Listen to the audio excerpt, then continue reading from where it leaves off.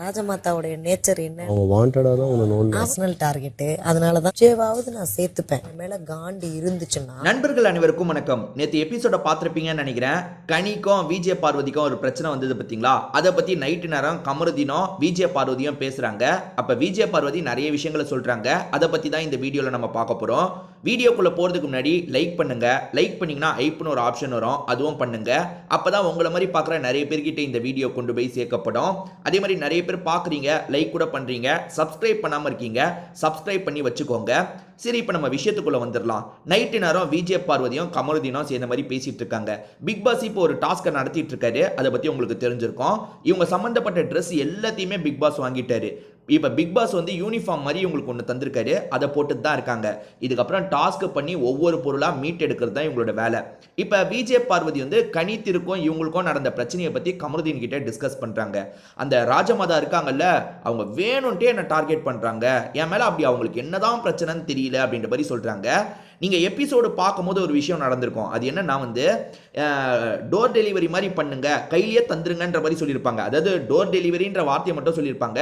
விஜய பார்வதி துணி எடுத்துட்டு வரும்போது கையை நீட்டி நன்றின்னு சொல்லி வாங்கலான்னு நினைப்பாங்க. ஆனால் விஜய பார்வதி கீழே வச்சிருவாங்க. உங்களுக்கு பார்க்கும்போது எப்படி இருக்கும்? இவ்வளோ தூரம் வந்துட்டீங்க, கையில் தந்திருந்தா என்ன அப்படின்ற மாதிரி தான் இருந்திருக்கும். எல்லாருக்குமே அப்படி தான் இருந்திருக்கும். இவ்வளோ தூரம் வந்துட்டாங்க, கையில் தந்திருக்க வேண்டியதானே, எதுக்கு கீழே வச்சாங்க, வீம்புக்குனா பண்ணுறாங்க விஜய பார்வதின்ற மாதிரி இருக்கும். விஜய பார்வதி இங்கே என்ன சொல்கிறாங்கன்னா, அந்த விஷயத்தை நான் வீம்புக்கு தான் பண்ணேன்னு சொல்றாங்க. அதுக்கு காரணமா என்ன சொல்றாங்கன்னா, அதாவது ஒரு 4-5 வாட்டி எடுத்துட்டு வர மாதிரி இருக்குமாங்க. அதாவது 4-5 வாட்டி எடுக்கிற மாதிரி, ஒரே வாட்டியில எடுத்துட்டு வந்திருக்க முடியாது. 4-5 வாட்டி எடுக்கிற மாதிரி இருக்கு துணி. கனித்திரு இருக்காங்களா, அப்ப 4-5 வாட்டி இந்த மாதிரி நீங்க கொண்டு வந்துட்டாங்க. அதாவது கனித்திரு அவங்க ரூம் வாசல்ல இருந்தே வாங்கிப்பாங்க. இவங்க பிக் பாஸ் ஹவுஸ்ல இருந்து எடுத்துட்டு வந்து தரணும். 4-5 வாட்டி எடுத்துட்டு வந்து தர வைக்கிறாங்க வேணும்ட்டே.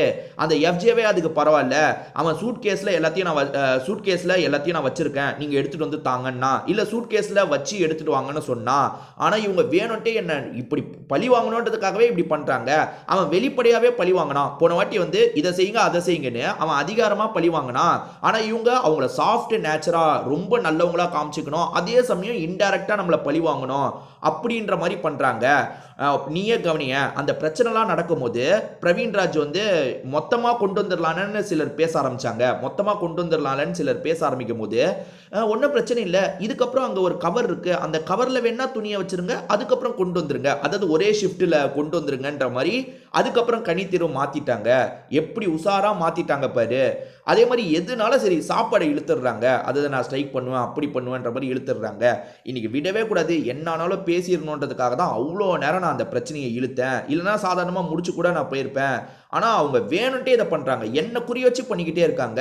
வெளியே அவங்கள நல்லவங்க மாதிரி ப்ரொஜெக்ட் பண்ணிக்கிறாங்க. ஆனால் என்னை வந்து நான் தான் வில்லின்ற லெவலுக்கு என்னை எப்படியாவது அவங்க கொஞ்சம் டென்ஷன் பண்ணிடுறாங்க. தொடர்ச்சியை இந்த மாதிரிலாம் பண்ண வச்சுட்டு இருக்காங்க. அவங்க பண்ணுறது பேர் சாமர்த்தியமாக பண்ணுறாங்கன்ற மாதிரிலாம் சொல்லிட்டு இருக்காங்க.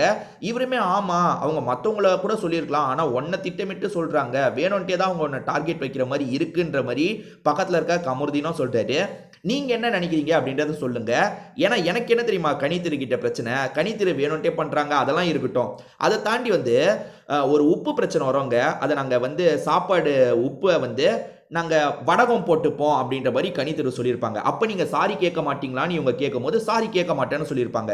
அவங்க மட்டும் எல்லாத்துக்கும் சாரி எதிர்பார்க்குறாங்கல்ல. உப்பு விஷயத்தில் கனித்திரு இறங்கி வந்து சாரி கேட்டுக்கலாம்ல, ஏன் கேட்கல? ஸோ உப்பு போட்ட விஷயத்துக்கு ஒரே வார்த்தையில் சாரின்னு கேட்டுட்டு போயிருக்கலாம்ல. ஆனால் கனித்திரு மட்டும் எதுக்குமே இறங்கி வர மாட்டாங்க. ஆனால் மற்றவங்க ஏதாவது ஒரு இஷ்யூ வந்துச்சுன்னா சாரி கேட்கணும். அப்படி சாரி கேட்கலன்னா நான் சாப்பிடாம இருப்பேன், நான் வந்து சாப்பிடவே மாட்டேன், சமைக்கவே மாட்டேன் இப்படின்றவாங்க. அதாவது ஸ்ட்ரைக்கு, அதுக்கப்புறம் சாரி, இந்த வார்த்தைலாம் உங்களுக்கு கண்டிப்பாக தேவைப்படுது. எவ்வளோ இஷ்யூ நடக்குதுங்க. இஷ்யூ நடந்ததுக்கப்புறம் சண்டை போட்டுப்பாங்க, பேசிக்காமல் அப்படியே விட்டுருவாங்க, திரும்பி பேசிப்பாங்க. யார் சாரி கேட்டுட்டு இருக்கா? கனித்திரு மட்டும் எல்லாத்துக்குமே சாரி எதிர்பார்க்குறாங்கங்க.